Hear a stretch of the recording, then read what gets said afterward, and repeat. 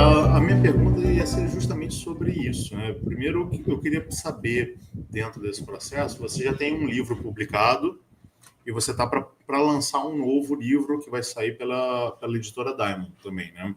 Eu queria saber como é que é o seu processo de escrita.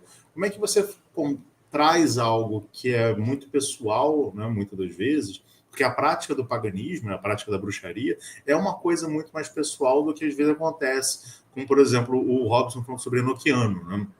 Enochiano é uma coisa mais ampla. A bruxaria ela traz uma coisa um pouco mais pessoal. E como é que é para você se colocar isso no texto, no papel, ver que tem outras pessoas compartilhando, de certa forma, um pouco da sua história, das suas impressões, né? E até mesmo um pouco de quem você é. Como é que é isso para a gente? Explica para a gente, por favor. Cara, o primeiro livro, ele foi lançado primeiro, deixa eu ver se ele está aqui, ele foi lançado primeiro como O Berço de Palha, né, ensaios e reflexões sobre a bruxaria moderna, e depois ele foi relançado com mais textos, com Bruxaria Nascida em Berço de Palha, com outro título e outra capa, que está disponível no site da editora Diamond. E esse primeiro livro ele nasceu meio sem querer. Ele começou a ser escrito de uma forma quase sem querer, porque eu sempre escrevi muito. E as escritas, elas falam sobre a vivência que eu tenho dentro da bruxaria, não necessariamente das práticas, mas as impressões que eu tenho, a relação que eu tenho com esse universo mágico, com o cotidiano, as impressões éticas, se é que elas existem dentro da bruxaria, com a moral, se é que ela existe dentro da bruxaria, se existe sistema, se não existe sistema, e muitas provocações que eu recebo estudando, e às vezes eu coloco ela no papel para tentar elaborar essas provocações, né? Para tentar entender, eu acabo digitando, eu acabo escrevendo, às vezes eu passo a madrugada escrevendo 2, 3 textos, porque a ideia surge, um texto vai puxando o outro, e eu publicava isso na íntegra no Facebook e no Instagram.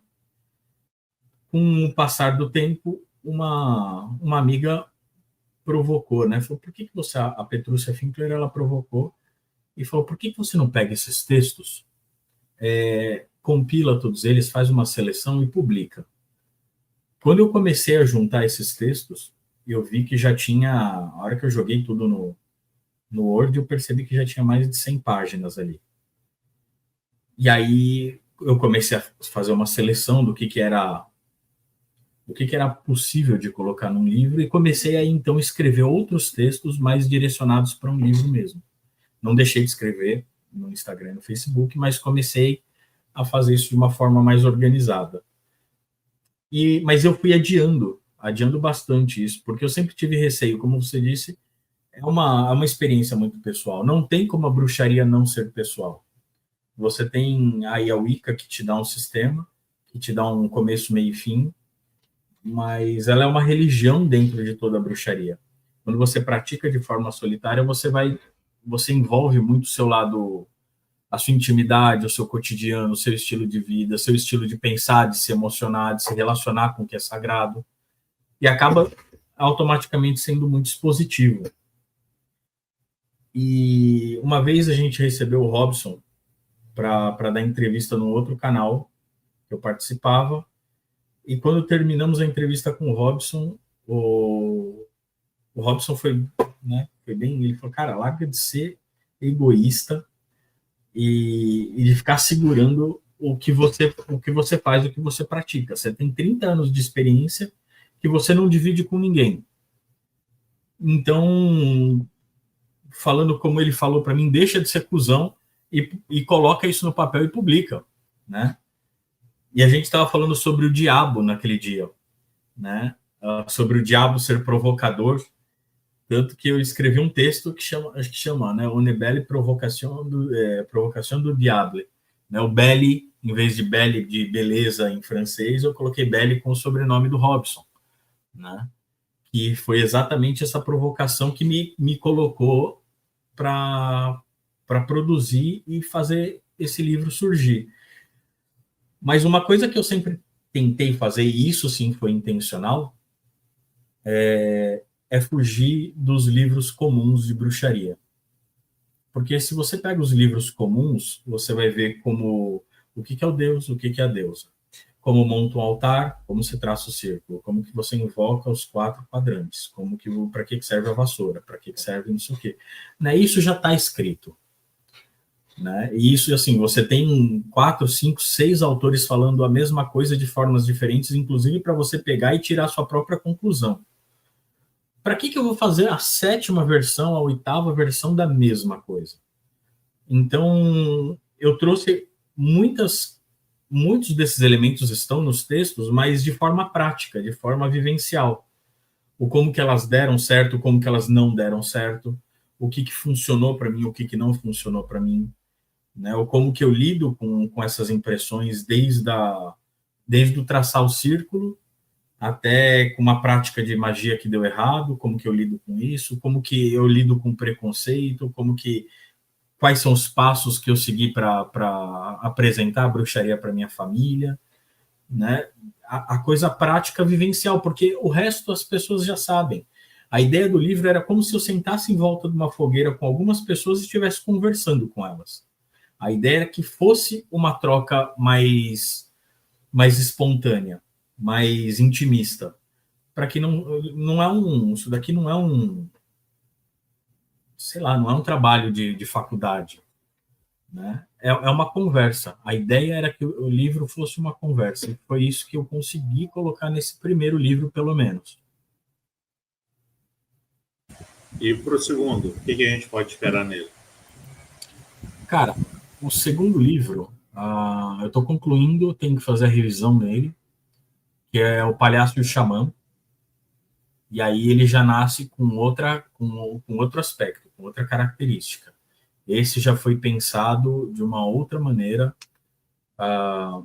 Eu sempre tive algumas encafifações assim durante a vida, como que a bruxaria, a psicologia e o palhaço, que são as 3 áreas da minha vida que se trançam, como que essas coisas se conversariam em algum momento. O palhaço e a psicologia se falou por muitos anos, funcionou muito bem durante muitos anos. O palhaço e a bruxaria se falavam em alguns aspectos, a psicologia e a bruxaria se falavam em outro aspecto, mas eles nunca estavam os 3 juntos no mesmo lugar. E quando eu comecei a escrever O Palhaço e o Xamã, eu consegui visualizar essas 3 coisas ativas, essas 3 coisas realmente se conversando.